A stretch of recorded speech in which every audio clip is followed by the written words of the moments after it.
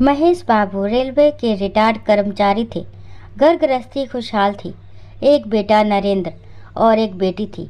दोनों अपनी अपनी जिंदगी में व्यस्त थे। रिटायरमेंट के पैसे से उन्होंने गांव में एक घर बनवाया था ताकि बाकी की जिंदगी शांति से वही बिताई जा सके। पर होने को कुछ और ही मंजूर था। दुर्भाग्य से उनकी पत्नी को गले में कैंसर हो गया। 2 साल तक इलाज चला, लेकिन अंततः उनका देहांत हो गया। श्राद्ध के बाद बेटे नरेंद्र ने कहा, पिताजी आप गांव में अकेले नहीं रह पाएंगे, हमारे साथ चलिए। नरेंद्र की पत्नी ने भी प्रार्थना की, बाबूजी बच्चों की पढ़ाई की वजह से मैं गांव में नहीं रह सकती, लेकिन आप चलिए, मैं आपकी सेवा करूंगी। महेश बाबू ने कहा, इस बार तुम लोग जाओ, 1.25 महीना दीपक जलाकर बेटा आ जाना, मैं तुम्हारे साथ चलूँगा। वो मन ही मन सोच रहे थे, बाकी का समय बच्चों के साथ काट लूँगा। पेड़ लगाए हैं, छाँव तो मिलेगी ही। गांव वाले पूछते कि अकेले रहने का विचार है क्या? महेश बाबू तपाक से जवाब देते, 1.25 महीने के बाद चला जाऊँगा। आखिर वो घड़ी आ ही गई। नरेंद्र पिता को लेने गांव आया।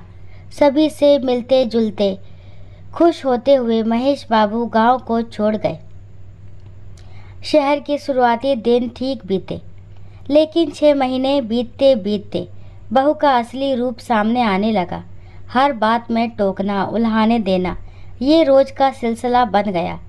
महेश बाबू ने देखा कि बहू की बातों से बेटे नरेंद्र को कोई फर्क नहीं पड़ता।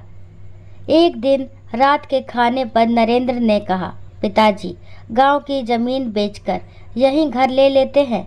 महेश बाबू ने शांत भाव से जवाब दिया, बेटा वो हमारे पुरखों की संपत्ति है, मैं नहीं बेचूंगा। जो करना है खुद मेहनत करके करो। बस फिर क्या था, बहू का गुस्सा और बढ़ गया। एक दिन पौधों में पानी देते हुए एक गमला टूट गया। बहू ने नाश्ता देना बंद कर दिया। अब महेश बाबू सोचने लगे, जिस पेड़ को लगाया था उसकी छांव तो है नहीं, फिर बुढ़ापा कैसे कटेगा। एक दिन बहू ने नरेंद्र से कहा, सुनिए जी, इस सर्दी में बाबूजी को अपनी बहन के घर भेज दीजिए। इतनी सुबह मैं चाय नाश्ता नहीं बना पाऊंगी। बाबूजी ने उसे भी पढ़ाया है, शादी की है, अब थोड़ा बोझ वो भी उठाए। नरेंद्र को पत्नी की बात ठीक लगी। रविवार की सुबह चाय और अखबार के साथ बैठे महेश बाबू से नरेंद्र ने बात कही। बात सुनकर महेश बाबू के चेहरे पर जरा भी शिकन नहीं आई।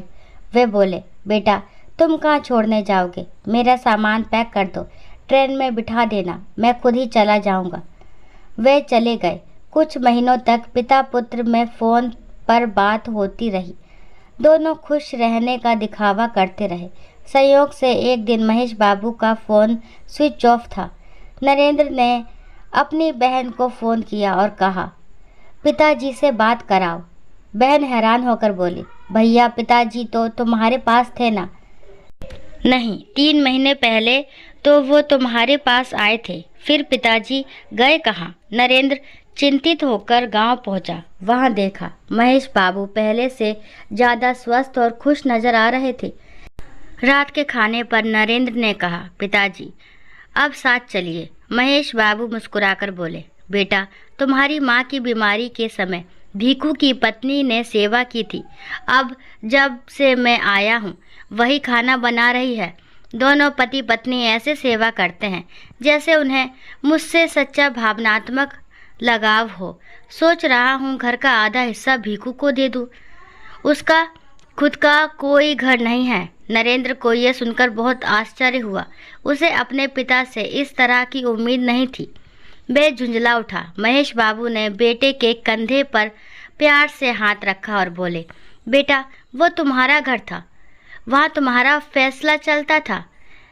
ये मेरा घर है, यहाँ मेरा फैसला चलेगा। जिन पेड़ों को हम उम्मीद से लगाते हैं, अगर वही छाए ना दे तो इंसान नई राहें तलाश ही लेता है। सम्मान की रोटी, प्यार की छत, यही बुजुर्गों की असली ज़रूरत होती है। दोस्तों, आशा करती हूँ ये कहानी आपको ज़रूर पसंद आई होगी। अगर कहानी पसंद आती है तो प्लीज़ मेरे चैनल को लाइक शेयर सब्सक्राइब करना ना भूलें और इस कहानी के बारे में आपके जो भी विचार है कमेंट बॉक्स में ज़रूर बताएं। कहानी को लास्ट तक सुनने के लिए थैंक यू। राम राम, राधे राधे।